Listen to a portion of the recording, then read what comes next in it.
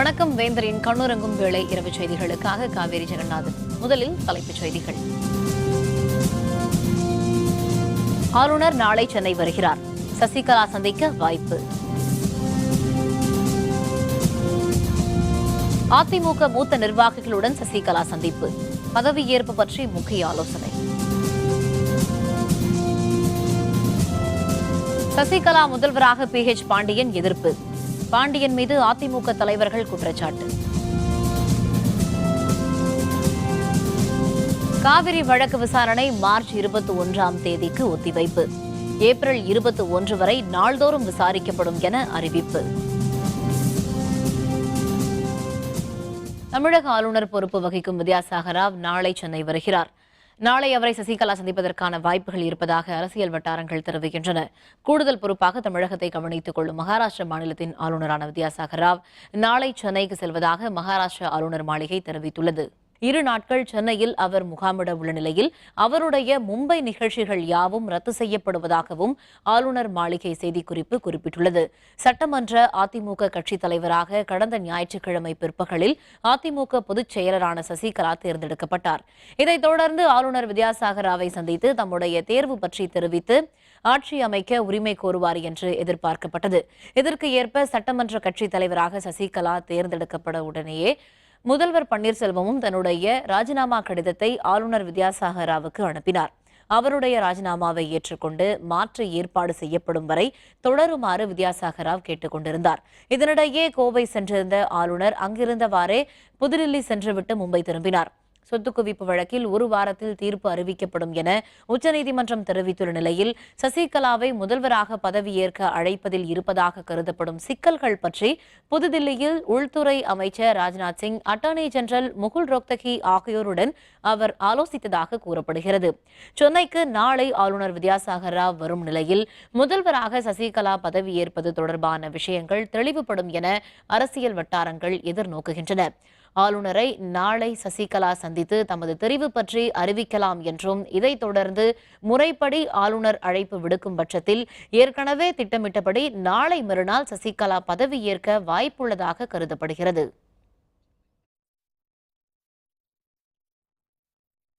அதிமுக சட்டப்பேரவை குழு தலைவராக VK சசிகலா தேர்வு பெற்ற நிலையில் முதல்வராக பதவியேற்பது குறித்து மூத்த அமைச்சர்கள் பங்கேற்ற ஆலோசனைக் கூட்டம் போயஸ்தோட்டை இல்லத்தில் இன்று நடைபெற்றது.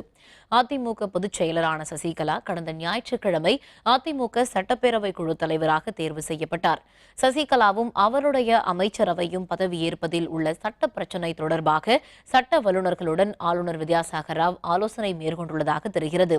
இந்த நிலையில் அதிமுக பொதுச் செயலர் சசிகலா போயஸ்தோட்ட இல்லத்தில் மூத்த அதிமுக அமைச்சர்களுடன் இன்று ஆலோசனை நடத்தினார்.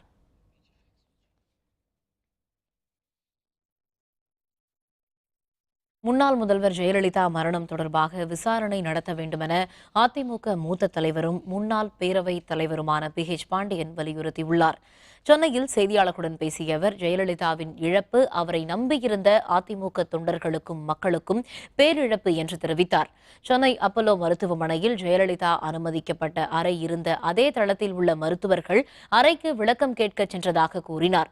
எனினும் யாரும் உரிய விளக்கம் அளிக்கவில்லை என்றும், ஜெயலலிதாவிற்கு என்ன நடக்கிறது என யாருக்கும் தெரியவில்லை என்றும் அவர் குறிப்பிட்டார். எனவே முதல்வர் ஜெயலலிதா மரணம் தொடர்பாக உரிய விசாரணை நடத்த வேண்டும் என்றும் PH பாண்டியன் கேட்டுக்கொண்டார். செப்டம்பர் மாதம் 22ஆம் தேதி தமிழக முதலமைச்சர் புரட்சித் தலைவி அம்மா அவர்கள் அப்பல்லோ ஆஸ்பத்திரிக்கு எடுத்துச் செல்லப்பட்டிருக்கின்றார்கள் என்ற செய்தியை கேட்டேன். தொடர்ந்து நான் மட்டும்தான் அங்கே இருந்தேன். ஒரு சில தலைமை கழக நிர்வாகிகள், முன்னாள் அமைச்சர்கள், MLAக்கள் மட்டும் வந்து போனார்கள்.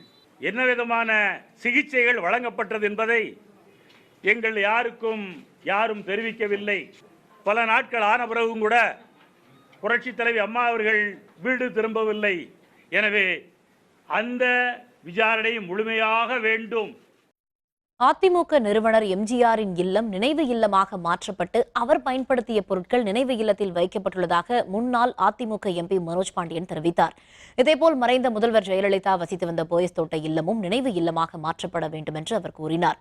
மறைந்த முதல்வர் ஜெயலலிதா பயன்படுத்திய பொருட்கள் அவருடைய நினைவு இல்லத்தில் வைக்கப்பட வேண்டும் என்றும் மனோஜ் பாண்டியன் தெரிவித்தார். புரட்சி தலைவி அம்மா அவர்கள் அவர்களுடைய இல்லமான போயஸ் இல்லம் அது அனைத்து இந்திய அண்ணா திராவிட முன்னேற்ற கழக தொண்டர்களுக்கு கோவில் போன்றது. அந்த கோவிலை ஒரு மெமோரியலாக மாற்ற வேண்டும் என்பதுதான் அனைத்து இந்திய அண்ணா திராவிட முன்னேற்ற கழக தொண்டர்களுடைய எண்ணம்.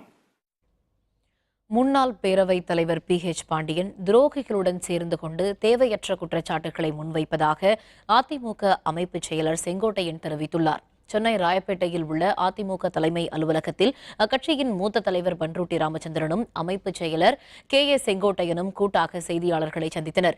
அப்போது பதவிக்காக அல்லாமல் கட்சிக்காக உழைப்பவர்கள்தான் உண்மையான தொண்டர்கள் என்று குறிப்பிட்ட செங்கோட்டையன் அதிமுகவுக்காக PH பாண்டியன் துரும்பை கூட கிள்ளி போடவில்லை என்று குற்றம் சாட்டினார். இரட்டை இலை சின்னம் முடக்கப்பட்ட போது அதை மீட்டெடுக்க உதவாதவர் PH பாண்டியன் என்றும் செங்கோட்டையன் குறிப்பிட்டார். திருநாவுக்கரசருடன் சேர்ந்து கொண்டு திமுக தரப்பில் தேர்தலில் போட்டியிட்டவர் PH பாண்டியன் என்று தெரிவித்த செங்கோட்டையன் சசிகலா முதல்வராவதை யாராலும் தடுக்க முடியாது என்று உறுதிபட தெரிவித்தார். 1987 புரட்சித் தலைவர் எம்ஜிஆர் அவர்கள் மறைவுக்கு பிறகு இந்த இயக்கம் 2 கூறுகளாக பிரிந்தது. அப்போது சட்டமன்றம் நடைபெறுகிற போது அன்று புரட்சித்தலைவருடைய துணைவியார் அவர்கள் முதலமைச்சராக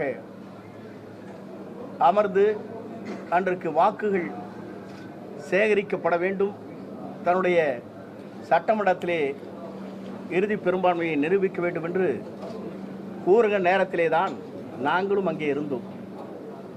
அப்போது சட்டப்பேரவையுடைய தலைவராக அன்றைக்கு இருந்த PH பாண்டியன் அவர்கள் அன்றைக்கு அந்த குழப்பத்தை விளைவித்ததே அவர்தான். 1990 ஆண்டு 2 இயக்கங்களையும் ஒன்றாக இணைவதற்காக நாங்கள் பெரும் முயற்சிகள் மேற்கொண்டோம். முன்னாள் சபாநாயகராக இருப்ப பாண்டியன் அவர்கள் இந்த இயக்கத்திற்கு ஒரு துரும்பை கூட கிள்ளி போடவில்லை. ஆனால் இவர் என்ன செய்தார் என்று சொன்னால் 1991 திருநாவுக்கரசுடைய அணியிலே சேர்ந்து திராவிட முன்னேற்ற கழகத்திலே போட்டியிட்டவர் என்பதை நீங்கள் மறந்துவிடக்கூடாது. இவர் 96 தேர்தல் களத்தில் இருக்கின்ற போது சுயேட்சாக போட்டியிட்டார். 1996 அம்மா மீது வழக்கு தொடர்வதற்கே காரணமாக இருந்தவர் இவர்தான். அதிமுகவுக்கு எதிராக சிலர் தேவையில்லாமல் வதந்திகளை பரப்பி வருவதாக அக்கட்சியின் மூத்த தலைவர்களில் ஒருவரான பன்ருட்டி ராமச்சந்திரன் தெரிவித்துள்ளார். அதிமுக தலைமை அலுவலகத்தில் செய்தியாளர்களுடன் பேசிய பன்ருட்டி ராமச்சந்திரன் ஜெயலலிதா மறைவுக்கு பிறகு அதிமுக கட்டுக்கோப்புடன் இயங்கி வருவதாகவும் தேவையில்லாமல் வதந்திகளை பரப்புபவர்களை அடையாளம் காட்டவே இந்த செய்தியாளர் சந்திப்பு என்றும் அவர் விளக்கமளித்தார். மேலும் PH பாண்டியன் பேட்டி பற்றி கருத்து தெரிவித்த பன்ருட்டி ராமச்சந்திரன் ஏதாவது பிரச்சனை என்றால் அதை பொதுக்குழுவில் வந்து பேச வேண்டியதுதானே என்று கேள்வி எழுப்பினார். அனைத்து இந்திய அண்ணா திராவிட முன்னேற்ற கழகத்தை பொறுத்தவரை ஒற்றுமையாகவும் அமைதியாகவும் கட்டுப்பாட்டுடனும் மாண்புமிகு புரட்சித் தலைவி அம்மா அவர்களின் மறைவுக்கு பிறகு இயங்கி வருகிறது என்பதை எல்லோரும் நன்கறிவார்கள். ஆனால் இந்த சூழ்நிலையில் சிலர் வேண்டுமென்றே திட்டமிட்டு தவறான செய்திகளையும் வதந்திகளையும் பரப்பி மக்கள் மனதிலே ஒரு குழப்பத்தை ஏற்படுத்த முயற்சிக்கின்றார்கள் என்று கருதுகிற பொழுது அவர்களை அடையாளம் காட்டுவதற்காகத்தான் இந்த பத்திரிகையாளர்கள் தொலைத்தொடர்பாளர்கள் சந்திப்பு என்பதை தெரிவித்துக் கொள்கிறேன். சசிகலா முதல்வராவதை ஏற்க முடியாது என்று மறைந்த முதல்வர் ஜெயலலிதாவின் அண்ணன் மகள் தீபா தெரிவித்துள்ளார். சென்னை தியாகராய நகரில் உள்ள தனது இல்லத்தில் தீபா இன்று பிற்பகல் செய்தியாளர்களுடன் பேசினார். சசிகலா முதல்வராக தேர்வான நாள் சோகமான நாள் என்று குறிப்பிட்டார். ஜெயலலிதாவிற்கு அளிக்கப்பட்ட சிகிச்சை குறித்து மருத்துவர்கள் அளித்த விளக்கத்தில் திருப்தி இல்லை என்று குறிப்பிட்ட தீபா சிகிச்சையின் முழு விவரத்தையும் வெளியிட வேண்டும் என்று வலியுறுத்தினார். மேலும் தான் அரசியலில் ஈடுபடப் போவது உறுதி என்றும் அது பற்றிய முக்கிய அறிவிப்பு பிப்ரவரி மாதம் 24ஆம் தேதி வெளியாகும் என்றும் அவர் தெரிவித்தார். சசிகலா பதவியேற்கக்கூடிய சூழ்நிலையில நேற்றுக்கு ரிச்சர்ட் பெலினுடைய அந்த பத்திரிகையாளர் சந்திப்பு அவசியமானதா? எதன் காரணமாக ரிச்சர்ட் பெலினுடைய தேவையற்றது. இதை இப்பொழுது இந்த நிலையில் சொல்வதற்கு பதிலாக முன்னதாகவே சொல்லியிருக்கலாம். இது ஒரு அரசியலா பாக்குறீங்களா நீங்க? இது அரசியல் மட்டும் கிடையாது. அதாவது இன்றோ நாளையோ நடந்து ஏறக்கூடிய அந்த நிகழ்ச்சியின் முன்னோடியாக யாரும் எதையும் கேட்டுவிடக்கூடாது என்பதற்காக ஒரு முன்னெச்சரிக்கையாக இப்படி ஒரு அறிக்கையை வெளியிட்டிருக்கிறார். இந்த பொலிட்டிக்கல் அதாவது அரசியல் சூழ்நிலையை பொறுத்தவரையில் நிச்சயமாக மக்களிடம் நிறைய எதிர்பார்ப்புகள் இருக்கின்றன. அதையெல்லாம் பூர்த்தி செய்வது அவ்வளவு சுலபமான காரியமாக எனக்கு தெரியவில்லை. பொறுத்திருந்துதான் பார்க்க வேண்டும். திமுக செயல் தலைவரும் சட்டப்பேரவை எதிர்க்கட்சித் தலைவருமான மு.க.ஸ்டாலின் தமது தில்லி பயணத்தை ரத்து செய்துள்ளார்.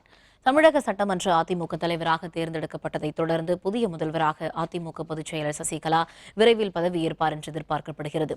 இதனிடையே இன்று மாலை சென்னையில் இருந்து புறப்பட்டு தில்லி செல்ல திட்டமிட்டிருந்த எதிர்க்கட்சித் தலைவரான மு.க.ஸ்டாலின் நாளை குடியரசுத் தலைவர் பிரணாப் முகர்ஜி, உள்துறை அமைச்சர் ராஜ்நாத் சிங் ஆகியோரை சந்திக்க உள்ளதாக தகவல்கள் வெளியாகின. இந்த சந்திப்பின் போது சொத்து குவிப்பு வழக்கில் தீர்ப்பு வருவதற்கு முன்னர் சசிகலா முதல்வராக பதவியேற்க அனுமதிக்க கூடாது என மு.க.ஸ்டாலின் வலியுறுத்துவார் என்றும் கூறப்பட்டது. இந்த நிலையில் ஸ்டாலினின் தில்லி பயணம் திடீரென ரத்து செய்யப்பட்டுள்ளது. நாளை காலையிலும் அவர் தில்லி புறப்படப் போவதில்லை என்றும் தகவல் அறிந்த வட்டாரங்கள் தெரிவிக்கின்றன. இலங்கை சிறையில் உள்ள தமிழக மீனவர்கள் 35 பேரை விடுவிக்க நடவடிக்கை மேற்கொள்ள வேண்டும் என்று முதல்வர் பன்னீர்செல்வம் வலியுறுத்தியுள்ளார். இது தொடர்பாக அவர் பிரதமர் நரேந்திர மோடிக்கு கடிதம் ஒன்றை எழுதியுள்ளார். அதில் தமிழக மீனவர்களுக்கு சொந்தமான 120 படகுகளை விடுவிக்க வேண்டும் என்று கோரிக்கை விடுத்துள்ளார். இன்று இலங்கை கடற்படையினரால் கைது செய்யப்பட்ட 10 மீனவர்கள் மீது வழக்கு பதியாதவாறு நடவடிக்கை எடுக்க வேண்டும் எனவும் முதல்வர் பன்னீர்செல்வம் வலியுறுத்தியுள்ளார். இலங்கை கடற்படையினர் கைது செய்த 10 பேர் உள்பட அங்கு சிறையில் உள்ள தமிழக மீனவர்கள் 35 பேரை விடுவிக்க வேண்டும் என்று பிரதமர் மோடிக்கு அதிமுக பொதுச் செயலர் சசிகலா கடிதம் எழுதியுள்ளார். அதில் தமிழக மீனவர்களுக்கு சொந்தமான 120 படகுகளையும் விடுவிக்க வேண்டும் என்று சசிகலா கோரிக்கை விடுத்துள்ளார். தமிழக முதல்வரின் சிறப்பு செயலர் பதவியில் இருந்து சாந்தா ஷீலா நாயர் விலகியுள்ளார். 2016 ஜூன் மாதம் முதல் தமிழக முதல்வரின் தனிப்பிரிவு சிறப்பு செயலராக சாந்தா ஷீலா நாயர் பதவியேற்றார். தற்பொழுது சிறப்பு செயலர் பதவியில் இருந்து விலகுவதாக தெரிவித்துள்ளார். தனிப்பட்ட காரணங்களுக்காக ராஜினாமா செய்வதாகவும் அவர் குறிப்பிட்டுள்ளார். முதல்வரின் ஆலோசகராக பதவி வகித்த ஷீலா பாலகிருஷ்ணன் மற்றும் மூத்த IAS அலுவலர்கள் வெங்கட்ரமணன், ராமலிங்கம் ஆகியோரும் அண்மையில் பதவியில் இருந்து விலகினார்கள் என்பது குறிப்பிடத்தக்கது. காவிரி நீர் தொடர்பான அனைத்து வழக்குகள் மீதும் வரும் மார்ச் 21 முதல் ஏப்ரல் 11ஆம் தேதி வரை நாள்தோறும் விசாரணை நடத்தப்படும் என உச்சநீதிமன்றம் தெரிவித்துள்ளது. காவிரி நீர் பங்கீடு தொடர்பாகவும் காவிரி நடுவர் மன்ற தீர்ப்பை எதிர்த்தும் தமிழகம், கர்நாடகம், கேரளம் தொடர்ந்த வழக்கில் உச்சநீதிமன்றத்தின் விசாரணை நடைபெற்றது. நீதிபதிகள் தீபக் மிஸ்ரா, அமிதவ் ராய், கன்வில்கர் ஆகியோர் கொண்ட அமர்வு முன் இந்த வழக்கு விசாரணைக்கு வந்தது. வழக்குகள் அனைத்தும் இன்று முதல் விசாரிக்கப்படும் என்று எதிர்பார்க்கப்பட்ட நிலையில் அவ்வழக்குகள் மீதான விசாரணையை உச்சநீதிமன்ற நீதிபதிகள் மார்ச் 21ஆம் தேதிக்கு ஒத்திவைத்தனர். மேலும் மார்ச் 21 முதல் ஏப்ரல் 11ஆம் தேதி வரை தினமும் காவிரி விவகாரம் தொடர்பான வழக்குகள் விசாரிக்கப்படும் என்றும் நீதிபதிகள் அறிவித்தனர். ஏற்கனவே கர்நாடக அரசு தினமும் 2000 கனஅடி காவிரி நீரை தமிழகத்திற்கு திறந்துவிட வேண்டும் என உச்சநீதிமன்றம் உத்தரவிட்டது குறிப்பிடத்தக்கது. கச்சத்தீவு அருகே மீன்பிடித்துக் கொண்டிருந்த போது இலங்கை கடற்படையினர் சுற்றி வளைத்த தமிழக மீனவர்கள் 10 பேரை வருகிற 21ஆம் தேதி வரை காவலில் வைக்க ஊர்காவல்துறை நீதிமன்றம் உத்தரவிட்டுள்ளது. ராமேஸ்வரம் மீனவர்கள் நெடுந்தீவு மற்றும் கச்சத்தீவு அருகே மீன்பிடித்த போது அங்கு வந்த இலங்கை கடற்படை எல்லை தாண்டி வந்து மீன்பிடித்ததாக கூறி 10 மீனவர்களை கைது செய்தது. மேலும் அவர்களது படகையும் பறிமுதல் செய்தது. கைது செய்யப்பட்ட மீனவர்கள் ஊர்காவல்துறை நீதிமன்றத்தில் ஆஜர்படுத்தினர். கைது செய்யப்பட்ட தமிழக மீனவர்கள் 10 பேரையும் வருகிற 21ஆம் தேதி வரை யாழ்ப்பாணம் சிறையில் காவலில் வைக்க நீதிமன்றம் உத்தரவிட்டுள்ளது. சென்னை கடலில் கலந்துள்ள கச்சா எண்ணெய் கசிவை அகற்றும் பணி கடந்த 11 நாட்களாக மேற்கொள்ளப்பட்டு வருகிறது. எண்ணூர் துறைமுகம் அருகே கடந்த மாதம் 28ஆம் தேதி 2 கப்பல்கள் மோதிய விபத்தின் போது கப்பலில் இருந்த கச்சா எண்ணெய் கடலில் கலந்தது. இதனால் எண்ணூரில் இருந்து கோவளம் வரை கடற்கரையில் எண்ணெய் படலம் பரவியது. அதனை அகற்றும் பணியில் கடலோர காவல் படையினர், தன்னார்வலர்கள், மீனவர்கள் உள்ளிட்டோர் ஈடுபட்டுள்ளனர். காஞ்சிபுரம், திருவள்ளூர் மற்றும் சென்னை கடலோர பகுதிகளில் எண்ணெய் படலம் அகற்றும் பணி முழுவீச்சில் மேற்கொள்ளப்பட்டு வருகின்றன. இதுவரை 170 டன் கச்சா எண்ணெய் படலம் அகற்றப்பட்டுள்ளதாக கடலோர காவல் படையினர் தெரிவித்தனர். கடந்த 11 நாட்களாக இந்த பணி தொடர்ந்து நடைபெற்று வரும் நிலையில் இன்னும் ஓரிரு நாளில் எண்ணெய் படலம் முழுவதுமாக அகற்றப்படும் என்று எதிர்பார்க்கப்படுகிறது. இதனிடையே கச்சா எண்ணெய் கழிவுகள் கடலில் கலந்ததை அடுத்து திருவொற்றியூர், எர்ணாவூர் கடற்கரை பகுதியில் கருப்பு நிறமாக மாறி எண்ணெய் திட்டுகள் போல காட்சியளிக்கின்றன. இதனால் துர்நாற்றம் வீசுவதால் மக்கள் மற்றும் மீனவர்களுக்கு கடும் பாதிப்பு ஏற்பட்டுள்ளது. கச்சா எண்ணெய் படலத்தை அகற்றும் பணி 11வது நாளாக தொடர்வதால் தங்களின் வாழ்வாதாரம் பாதிக்கப்பட்டுள்ளதாகவும் அவர்கள் தெரிவித்தனர். மீன் வந்துக்கிட்டு வாங்கவே மாட்டாங்க, யாருமே வாங்க மாட்டாங்க. வியாபாரம் போகிற லேடிஸுங்களும் வந்துக்கிட்டு மீன் விற்க போனாக்க அங்கேயும் வாங்கறதில்ல. ஆழக்கடலுக்கு போய் பிடிச்சிட்டு வர மீனும் வந்துக்கிட்டு வாங்க ஆள் இல்லை. டெய்லியும் வந்துட்டு கஷ்டப்பட்டு ஆயில் எடுத்து இதை காலி பண்ணாவது மீன் விற்கணும்னு சொல்லிட்டு கூட நாங்கள் வந்துட்டு நீஞ்சி இழுத்துட்டு போய் போடுவோம், போட்டு கட்டி இழுத்துட்டு போய் போடுவோம். அப்படி கூட ஒரு இதுக்கு யாருமே வந்து எங்களை எதுவுமே பார்க்கவே இல்லை. காங்கிரஸ் ஆட்சியில் இருந்தபோது அடித்த கொள்ளையால் தான் நிலநடுக்கம் ஏற்பட்டது என்று பிரதமர் மோடி தெரிவித்துள்ளார். நாடாளுமன்ற பட்ஜெட் கூட்டத்தொடர் கடந்த ஜனவரி மாதம் 31ஆம் தேதி தொடங்கியது. பிப்ரவரி மாதம் 1ஆம் தேதி பட்ஜெட் தாக்கல் செய்யப்பட்டது. பட்ஜெட் தாக்கலை தொடர்ந்து குடியரசுத் தலைவர் உரை மீது விவாதம் நடைபெற்றது. குடியரசுத் தலைவர் உரைக்கு நன்றி தெரிவிக்கும் தீர்மானத்தின் மீது மக்களவையில் நடைபெற்ற விவாதத்திற்கு பிரதமர் மோடி இன்று பதிலளித்தார். அப்போது அவர் பேசுகையில் காங்கிரஸ் கட்சியையும் ராகுல் காந்தியையும் கடுமையாக விமர்சித்து பேசினார். சுதந்திரம் என்பது ஒரு குடும்பத்திற்கான பரிசு அல்ல என்று அவர் கூறினார். மோடி குஜராத் முதல்வராக பதவி வகித்த போது நடைபெற்ற ஊழல்களை தெரிவித்தால் நிலநடுக்கம் ஏற்படும் என்று ராகுல் காந்தி விமர்சித்ததற்கு கிண்டலாக மோடி பதிலளித்தார். காங்கிரஸ் ஆட்சியில் நாட்டை கொள்ளையடித்ததால் தான் நிலநடுக்கம் ஏற்பட்டதாக அவர் குற்றம் சாட்டினார். அப்போது மோடியின் பேச்சுக்கு காங்கிரஸ் கட்சியினர் எதிர்ப்பு தெரிவித்ததால் அவையில் சலசலப்பு ஏற்பட்டது. உத்தரப்பிரதேசத்தில் காங்கிரஸ் சமாஜ்வாதி இடையே நிலவும் ஒற்றுமையை பிரதமர் மோடியால் குலைக்க முடியாது என்று காங்கிரஸ் துணைத் தலைவர் ராகுல் காந்தி தெரிவித்துள்ளார். உத்தரப்பிரதேச மாநிலத்தில் 7 கட்டங்களாக சட்டப்பேரவை தேர்தல் நடைபெறவுள்ளது. இந்த மாதம் 11ஆம் தேதி முதற்கட்ட வாக்குப்பதிவு தொடங்குகிறது. அதில் 13 மாவட்டங்களில் இடம்பெற்றுள்ள 75 தொகுதிகளுக்கான வாக்குப்பதிவு நடைபெறவுள்ளது. இதையடுத்து அங்கு தேர்தல் பிரச்சாரம் உச்சத்தை எட்டியுள்ளது. காங்கிரஸ் சமாஜ்வாதி கூட்டணி அமைத்து தேர்தலை சந்திக்கும் நிலையில் அங்கு ராகுல் காந்தியும் மாநில முதல்வர் அகிலேஷ் யாதவும் இணைந்து தேர்தல் பிரச்சாரங்களில் ஈடுபட்டு வருகின்றனர். மாநிலத்தின் மீரட்டில் இன்று நடைபெற்ற பிரச்சார கூட்டத்தில் 3வது முறையாக அவர்கள் இணைந்து பங்கேற்றனர். கூட்டத்தில் பேசிய ராகுல் காந்தி உத்தரப்பிரதேசத்தில் நிலவும் இரு கட்சிகளின் ஒற்றுமையை மோடியால் தடுக்க முடியாது என்று தெரிவித்தார்.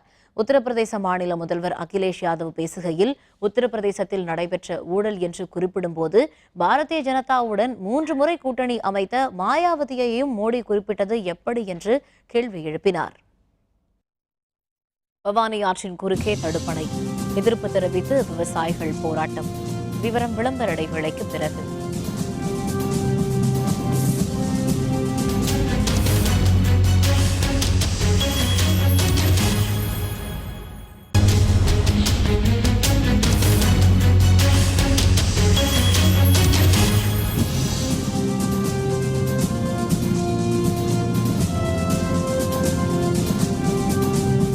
செய்திகள் தொடர்கின்றன.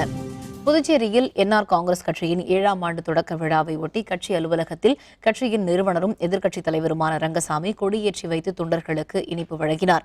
கொடியேற்றி வைத்து பேசிய ரங்கசாமி புதுச்சேரி சட்டப்பேரவையில் எதிர்க்கட்சியாக இருந்தாலும் மாநில வளர்ச்சிக்கு தொடர்ந்து பணியாற்றுவோம் என்று தெரிவித்தார். மேலும் தமிழக அதிமுக சட்டப்பேரவை குழு தலைவராக தேர்ந்தெடுக்கப்பட்ட சசிகலாவிற்கு வாழ்த்துக்களை தெரிவித்துக் கொள்வதாகவும் அப்போது அவர் குறிப்பிட்டார். கடந்த அகில இந்திய என்ஆர் காங்கிரஸ் பேரிய இயக்கத்தினுடைய ஆட்சியில் பல சாதனைகளை புதுச்சேரி மாநில வளர்ச்சிக்காகவும் மக்களுடைய நலனுக்காகவும் பல நற்செயல்களை நலத்திட்டங்களை கொண்டு வந்து செயல்படுத்தியிருக்கின்றது. தமிழகத்தில் வறட்சியால் பாதிக்கப்பட்ட விவசாயிகளுக்கு உடனடியாக நிவாரணம் வழங்க மத்திய அரசு நடவடிக்கை மேற்கொள்ள வேண்டும் என மார்க்சிய கம்யூனிஸ்ட் கட்சியின் மாநில செயலர் ஜி ராமகிருஷ்ணன் வலியுறுத்தியுள்ளார். மத்திய அரசின் பண மதிப்பிழப்பு நடவடிக்கையால் மக்களுக்கு ஏற்பட்ட பாதிப்புகளை சரி செய்ய வேண்டும், வறட்சியால் இறந்த விவசாயிகளின் குடும்பத்தினருக்கு உரிய இழப்பீடு வழங்க வேண்டும் என்பன உள்ளிட்ட பல்வேறு கோரிக்கைகளை முன்வைத்து மார்க்சிய கம்யூனிஸ்ட் கட்சி சார்பில் இன்று மாநிலம் முழுவதும் போராட்டங்கள் நடைபெற்றன. இதன்படி கன்னியாகுமரி மாவட்டம் நாகர்கோவிலில் நடைபெற்ற போராட்டத்திற்கு ஜி ராமகிருஷ்ணன் தலைமை தாங்கினார். வேப்பமூடு சந்திப்பில் நடைபெற்ற ஆர்ப்பாட்டத்திற்கு பிறகு ஊர்வலமாக சென்ற போராட்டக்காரர்கள் பேருந்து நிலையம் அருகே மறியலில் ஈடுபட்டனர். இதனையடுத்து அனைவரும் கைது செய்யப்பட்டு பின்னர் விடுதலை செய்யப்பட்டனர். முன்னதாக செய்தியாளர்களுடன் பேசிய ஜி ராமகிருஷ்ணன் தமிழக விவசாயிகளுக்கு உடனடியாக நிவாரணம் வழங்க வேண்டும் என்று கேட்டுக் கொண்டார். வறட்சியால் மக்கள் பாதிக்கப்படுகின்ற போது மாநில அரசு மட்டுமல்ல மத்திய அரசும் நிவாரணம் அளிக்க வேண்டிய பொறுப்பு இருக்கிறது. மத்திய அரசாங்கத்தின் சார்பாக சில அதிகாரிகள் பல மாவட்டங்களுக்கு வந்தாங்க. எனக்கு தகவல் கிடைக்க அத்தகைய அதிகாரிகள் குமரி மாவட்டத்திற்கு வரவில்லை என தகவல் கிடைக்கிறது. மத்திய அரசாங்கம் வேடிக்கை பார்க்க கூடாது. வறட்சியால் பாதிக்கப்பட்ட தமிழ்நாட்டு மக்களுக்கு நிவாரணம் அளிப்பதற்கு மத்திய அரசாங்கம் நடவடிக்கை எடுக்க வேண்டும் என்று மார்க்சிஸ்ட் கம்யூனிஸ்ட் கட்சி சார்பாக வலியுறுத்துகிறேன். வறட்சி பாதிப்பால் இறந்த விவசாயிகளின் குடும்பத்தினருக்கு உரிய நிவாரணம் வழங்க வலியுறுத்தி விருதுநகரில் சாலை மறியல் போராட்டத்தில் ஈடுபட்ட மார்க்சிஸ்ட் கம்யூனிஸ்ட் கட்சியினர் கைது செய்யப்பட்டனர். தமிழகத்தில் வறட்சி காரணமாக இருந்த விவசாயிகள் குடும்பத்தினருக்கு தலா 10 லட்சம் ரூபாய் நிவாரணம் வழங்க வேண்டும், மதிப்பிழந்த பணத்தால் விவகாரத்தால் ஏற்பட்ட பாதிப்பை சீர் செய்ய வலியுறுத்தி மார்க்சிஸ்ட் கம்யூனிஸ்ட் கட்சி சார்பில் விருதுநகர் பழைய பேருந்து நிலையம் அருகே சாலை மறியல் போராட்டம் நடைபெற்றது. அப்போது மத்திய மாநில அரசுகளுக்கு எதிராக முழக்கமிட்ட போராட்டக்காரர்களை காவல்துறையினர் கைது செய்து பின்னர் விடுதலை செய்தனர். இதேபோல் ஸ்ரீவில்லிபுத்தூர், சாத்தூர், அருப்புக்கோட்டை, சிவகாசி, ராஜபாளையம் உள்ளிட்ட 28 இடங்களில் சாலை மறியல் போராட்டம் நடைபெற்றது. கேரள அரசு பவானி ஆற்றின் குறுக்கே தடுப்பணை கட்டுவதை எதிர்த்தும் தமிழக அரசு தடையாணை பெற வலியுறுத்தியும் ஈரோடு மாவட்ட விவசாயிகள் மற்றும் அரசியல் கட்சியினர் மொடக்குறிச்சியில் ஆர்ப்பாட்டத்தில் ஈடுபட்டனர். பவானி ஆற்றின் குறுக்கே தடுப்பணை கட்ட மத்திய அரசு தடை விதிக்க வேண்டுமென அவர்கள் வலியுறுத்தினர். தடுப்பணைகள் கட்டப்பட்டால் ஈரோடு, கோயம்புத்தூர், திருப்பூர் மற்றும் கரூர் மாவட்டங்கள் பாசனத்திற்கும் குடிநீருக்கும் தண்ணீரின்றி தவிக்கும் நிலை உருவாகும் என ஆர்ப்பாட்டத்தில் ஈடுபட்டவர்கள் கூறினர். எனவே இதனை தடுக்க தமிழகத்தில் உள்ள அனைத்து அரசியல் கட்சியினரும் மத்திய அரசுக்கு உரிய அழுத்தம் அளிக்க வேண்டுமென அவர்கள் கோரிக்கை விடுத்தனர். குடிநீரும் பவானி ஆறு தான் கொடுத்து கொண்டிருக்கின்றது. ஆக இந்த கொங்கு மண்டலம் பாலைவனமாகும் பெரிய ஆபத்தை எதிர்நோக்கி இருக்கின்றது. ஆக மத்திய அரசு உடனடியாக இந்த தடுப்பணை கட்டுவதற்கு தடை விதிக்க வேண்டும். தமிழக அரசையும் எதிர்க்கட்சி தலைவர் அவர்களையும் கேட்டுக்கொள்வது, உடனடி தடையாணை பெற்று நடைபெற்றுக் கொண்டிருக்கிற வேலைகளை கேரளத்திலே தடுத்து நிறுத்தியாக வேண்டும் என்ற கோரிக்கையை இந்த ஆர்ப்பாட்டத்தின் வாயிலாக வைக்கின்றோம். தமிழகம் முழுவதும் பெப்சி மற்றும் கோக் உள்ளிட்ட குளிர்பானங்கள் விநியோகம் விரைவில் நிறுத்தப்படும் என்று தமிழ்நாடு வணிகர் சங்க பேரவை தலைவர் தா. வெள்ளையன் குறிப்பிட்டுள்ளார். தமிழ்நாடு வணிகர் சங்க பேரவை சார்பில் சென்னை வள்ளுவர் கோட்டத்தில் ஆர்ப்பாட்டம் நடைபெற்றது. இதில் பங்கேற்று பேசிய வெள்ளையன், தமிழகத்தில் பெப்சி மற்றும் கோக் மகாத்மா காந்தியை அவமரியாதை செய்த அமேசான் நிறுவனத்திற்கு தடை விதிக்க வேண்டும் என்று கேட்டுக் கொண்டார். மேலும் தற்பொழுது 75% வணிகர்கள் பெப்சி மற்றும் கோக் உள்ளிட்ட குளிர்பானங்களை விற்பனை செய்வது இல்லை என்றும் வெள்ளையன் குறிப்பிட்டார். ஜனவரி 26 கோக் பெப்சியை அதன் தயாரிப்புகளை கடைகளில் விற்க வேண்டாம் என்று வியாபாரிகளுக்கு வேண்டுகோள் விடுத்தோம். கிட்டத்தட்ட 70% மேல கொக்கோ கோலா பெப்சி தவிர்க்கப்பட்டிருக்கிறது. இப்பொழுது வியாபாரிகள் கொக்கோ கோலா பெப்சியை விற்பதை தவிர்த்திருக்கிறார்கள். என்றாலும் முழு அளவில் அதை வெற்றி பெற செய்ய வேண்டும் என்று எங்கள் பேரவை தொடர்ந்து அதற்கான முயற்சியை மேற்கொண்டிருக்கிறது. வறட்சியால் தற்கொலை செய்து கொண்ட விவசாயிகளுக்கு உரிய இழப்பீடு வழங்க வேண்டும் என்பது போன்ற கோரிக்கைகளை வலியுறுத்தி ஈரோட்டில் மறியலில் ஈடுபட்ட 100க்கும் மேற்பட்டோர் காவல்துறையினரால் கைது செய்யப்பட்டனர். ஈரோட்டில் மார்க்சிஸ்ட் கம்யூனிஸ்ட் சார்பில் மறியல் போராட்டம் நடைபெற்றது. அப்போது வேலை வாய்ப்பை இழந்து தவிக்கும் விவசாய தொழிலாளர்களுக்கு நிவாரணத் தொகை வழங்க வேண்டும் என்றும், வறட்சி பாதித்த மாவட்டங்களில் மேற்கொள்ளப்பட்ட ஆய்வின்படி வறட்சி உதவித்தொகை வழங்க வேண்டும் என்பது போன்ற கோரிக்கைகளை வலியுறுத்தி அவர்கள் முழக்கங்களை எழுப்பினர். பின்னர் பேருந்து நிலையம் பகுதியில் சாலை மறியலில் ஈடுபட்டவர்கள் கைது செய்யப்பட்டனர்.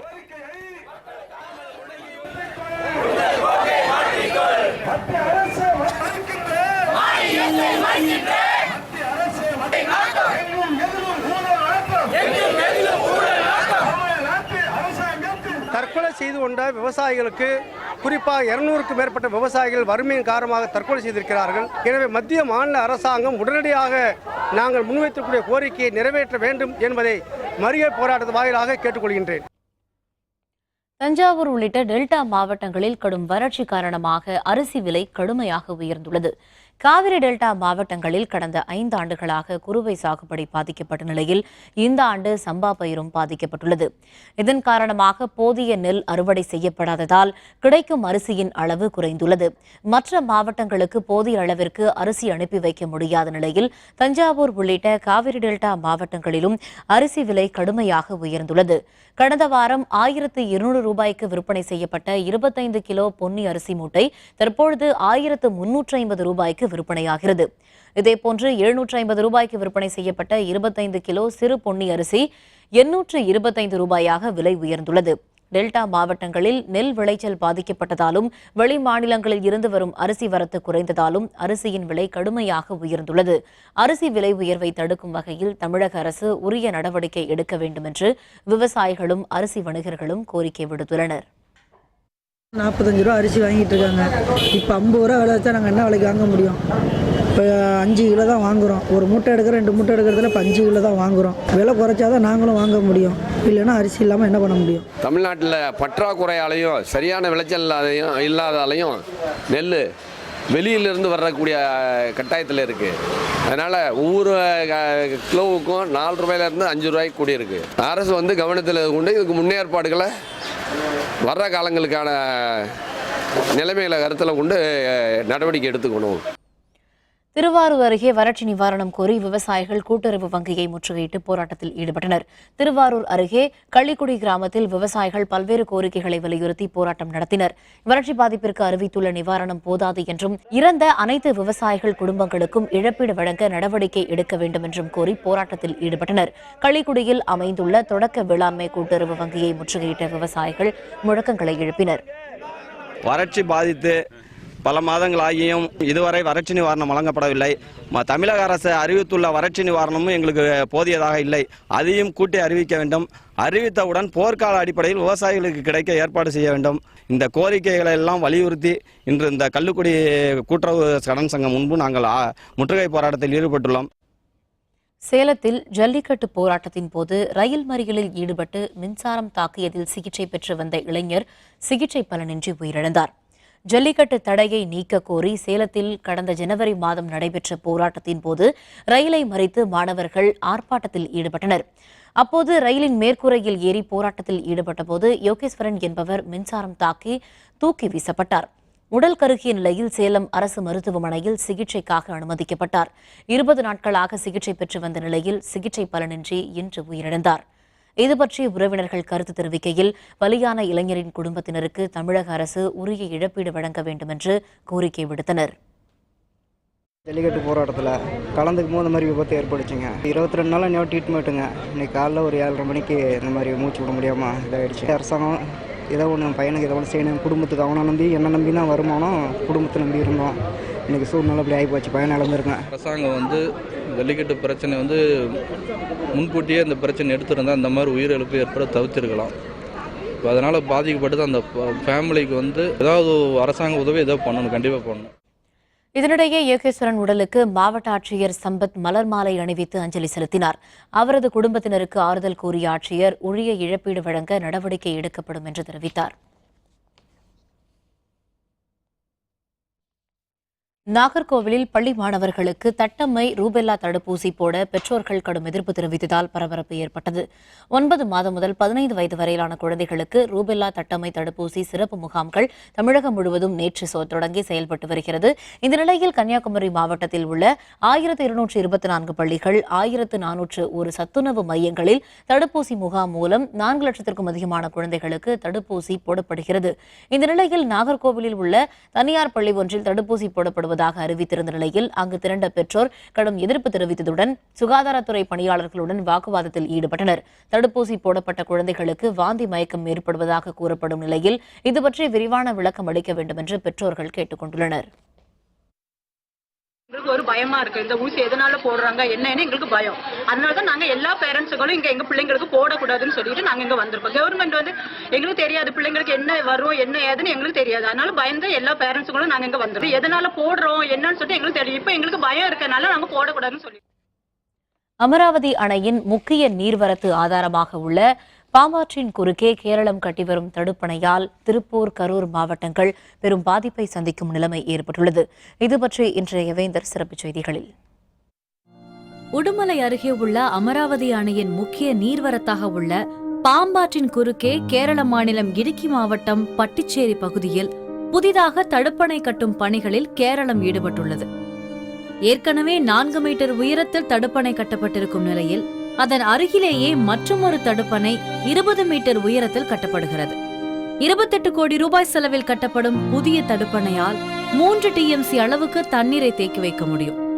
இதன் காரணமாக அமராவதி அணைக்கான நீர்வரத்து குறையும் அபாயம் ஏற்பட்டுள்ளது.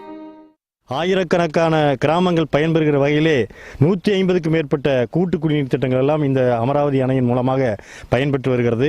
அமராவதிக்கு வருகின்ற 4 டிஎம்சி தண்ணீரில் 3 டிஎம்சி தண்ணீரை அவர்களே நிறுத்துகின்ற அளவிற்கு அந்த அணையினுடைய வேலைகள் துரிதமாக நடைபெற்றுக் கொண்டிருக்கிறது. தமிழக அரசாங்கம் ஒரு நடவடிக்கை எடுக்கவில்லை என்றால் பாலாற்றுக்கு என்ன நிலைமை ஏற்பட்டிருக்கிறதோ அதுதான் அமராவதிக்கும் ஏற்பட்ட நிலைமை இருக்கிறது. அதற்கான நடவடிக்கை எடுக்க வேண்டும் என்று விவசாயிகள் சார்பாக கேட்டுக்கொள்கின்றோம்.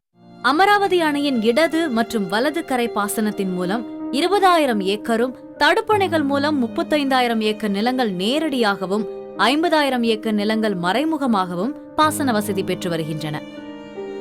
இவ்வாறு தடுப்பணை கட்டப்பட்டு அமராவதி அணை வறண்டு போனால் அதனை நம்பி வாழும் தமிழக விவசாயிகளின் வாழ்வாதாரம் கேள்விக்குறியாகும் நிலை ஏற்பட்டுள்ளது. போன ஆண்டு ஒரு 12 அடி உயரத்தில் கட்டினாங்க. இந்த ஆண்டு 36 அடி உயரம் கட்டுறதாக சொல்றாங்க. அமராவதி அணைக்கு வர தண்ணியில் 3/4 தண்ணி அங்கேயே நின்றுக்கும் போல் இருக்குது. இந்த பகுதியில் இருக்கிற நூற்றுக்கணக்கான கிராமங்களுக்கு குடிநீர் ஆதாரமாக இருக்கிறதும் இந்த பாசன பகுதியாக இருக்கிறதும் இது பாலைவனமாகி போய் குடிநீரே இல்லாமல் போயிடும். மாநில அரசாங்கம் கருத்தில் கொண்டு இதை நேரடியாக கண்காணித்து அந்த அணை கட்டுறதை தடுக்கலினா அமராவதியினுடைய நிலைமை ரொம்ப மோசமாகி குடிநீருக்கே ரொம்ப தட்டு. காவிரி மேலாண்மை வாரியம் அமைக்கும் முன்னர் தமிழகத்துக்கு வரும் எந்த ஆற்றின் குறுக்கேயும் தடுப்பணைகளை கட்ட அனுமதிக்க கூடாது என்ற தமிழக அரசின் மனு உச்சநீதிமன்றத்தில் நிலுவையில் உள்ளது. இந்த நிலையில் கேரள அரசின் தடுப்பணை கட்டும் நடவடிக்கை திருப்பூர் மற்றும் கரூர் உள்ளிட்ட மேற்கு மண்டல விவசாயிகளிடையே பெரும் அதிர்ச்சியை ஏற்படுத்தியுள்ளது. அமராவதி அணையின் மொத்த கொள்ளளவு 4 டிஎம்சி. இதிலே 3 டிஎம்சி பாம்பாற்றில் தேக்கி வைத்துக் கொண்டால் இந்த அமராவதி அணையிலே இருந்து பாசனம் பெறும் சுமார் 60,000 ஏக்கர் விளைநிலமும் 250க்கு மேற்பட்ட கூட்டு குடிநீர் திட்டங்களும் பயனற்று போகும். தமிழ்நாடு அரசு தக்க அழுத்தம் கொடுக்க வேண்டும். உச்சநீதிமன்றமும் இதில் தலையிட்டு நல்ல ஒரு தீர்ப்பு அளிக்க வேண்டும். இதனை தடுத்து நிறுத்த தமிழக அரசு உரிய நடவடிக்கை எடுக்க வேண்டும் என்று விவசாயிகள் உள்ளிட்ட மக்கள் கோரிக்கை விடுக்கின்றனர். வேந்தர் செய்திகளுக்காக திருப்பூரிலிருந்து செய்தியாளர் சிவகிருஷ்ணன். வங்கதேசத்திற்கு எதிரான டெஸ்ட் கிரிக்கெட் இந்திய வீரர்கள் தீவிர வலைப்பயிற்சி. விவரம் விளம்பர இடைவேளைக்கு பிறகு.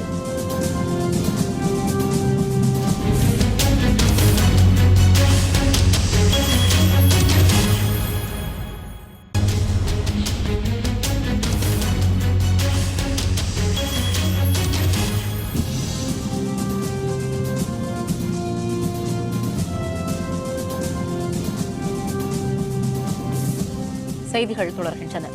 இனி அயலக செய்திகள்.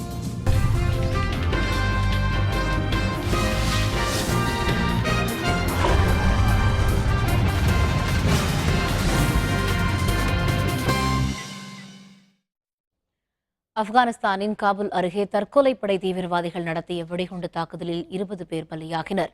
40க்கும் மேற்பட்டோர் படுகாயமடைந்தனர். ஆப்கானிஸ்தானில் அல்கொய்தா தீவிரவாதிகளை ஒழிக்க அமெரிக்க ராணுவ படையின் உதவியுடன் அந்நாட்டு பாதுகாப்பு படை தாக்குதல் நடத்தி வருகிறது. இதையடுத்து அங்கு தீவிரவாதிகளின் ஆதிக்கத்தை ஒழிக்கும் நடவடிக்கை நடைபெற்று வருகிறது. இதனையடுத்து உலக நாடுகள் ஆப்கானிஸ்தானின் பொருளாதார முன்னேற்றத்திற்கு பல்வேறு நிலைகளில் உதவி செய்து வருகின்றனர். இதனை சீர்குலைக்கும் வகையில் தீவிரவாதிகள் தொடர்ந்து தாக்குதல் நடத்தி வருகின்றனர். அந்நாட்டு உச்சநீதிமன்றத்தின் அருகே இன்று நிகழ்த்தப்பட்ட வெடிகுண்டு தாக்குதலில் 40 பேர் பலியாகினர். பலர் படுகாயமடைந்தனர். இதனையடுத்து அங்கு காவல்துறையினர் குவிக்கப்பட்டுள்ளனர். இந்த தீவிரவாத தாக்குதலுக்கு எந்த அமைப்பும் இதுவரை பொறுப்பேற்கவில்லை.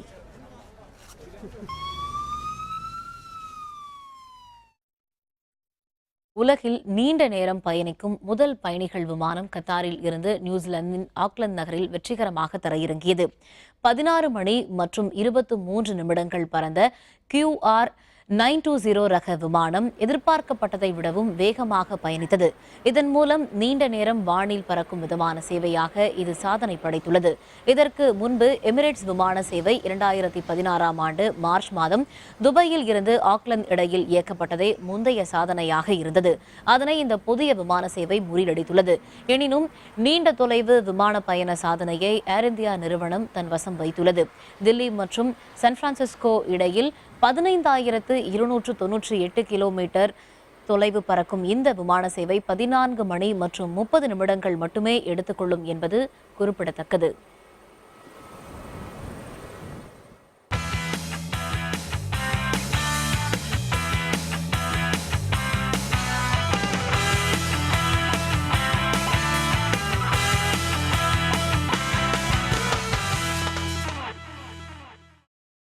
வங்கதேச அணிக்கு எதிரான டெஸ்ட் போட்டி நாளை மறுநாள் தொடங்க உள்ள நிலையில் இந்திய அணி வீரர்கள் இன்று தீவிர வலைப்பயிற்சியில் ஈடுபட்டனர். இந்தியா வங்கதேச அணிகளுக்கு இடையிலான ஒரே ஒரு டெஸ்ட் போட்டி தெலங்கானா மாநிலம் ஹைதராபாத்தில் நாளை மறுநாள் தொடங்குகிறது. இதற்காக இந்திய அணி வீரர்கள் இன்று தீவிர வலைப்பயிற்சியில் ஈடுபட்டனர். கடந்த 18 டெஸ்ட் போட்டிகளில் தோல்வியை சந்திக்காத இந்திய அணி இந்த போட்டியில் முழு பலத்துடன் களமிறங்க உள்ளது. அதேவேளை வங்கதேச அணியும் கடும் சவால் அளிக்கும் என்று எதிர்பார்க்கப்படுகிறது. இதனிடையே செய்தியாளர்களுடன் பேசிய இந்திய அணியின் பயிற்சியாளர் அனில் கும்ளே கடந்த போட்டிகளைப் போலவே இந்த போட்டியிலும் இந்திய அணி தனது வெற்றி பயணத்தை தொடரும் என்று தெரிவித்தார். மீண்டும் தலைப்புச் செய்திகள். ஆளுநர் நாளை சென்னை வருகிறார். சசிகலா சந்திக்க வாய்ப்பு. அதிமுக மூத்த நிர்வாகிகளுடன் சசிகலா சந்திப்பு. பதவியேற்பு பற்றி முக்கிய ஆலோசனை. சசிகலா முதல்வராக PH பாண்டியன் எதிர்ப்பு. பாண்டியன் மீது அதிமுக தலைவர்கள் குற்றச்சாட்டு. காவிரி வழக்கு விசாரணை மார்ச் 21ஆம் தேதிக்கு ஒத்திவைப்பு. ஏப்ரல் 21 வரை நாள்தோறும் விசாரிக்கப்படும் என அறிவிப்பு. இத்துடன் வேந்தரின் கண்ணுறங்கும் வேளை இரவு செய்திகள் நிறைவடைந்தன. மீண்டும் நாளை காலை 8 மணிக்கு இளங்கதிர் காலை செய்திகளில் சந்திப்போம். வணக்கம்.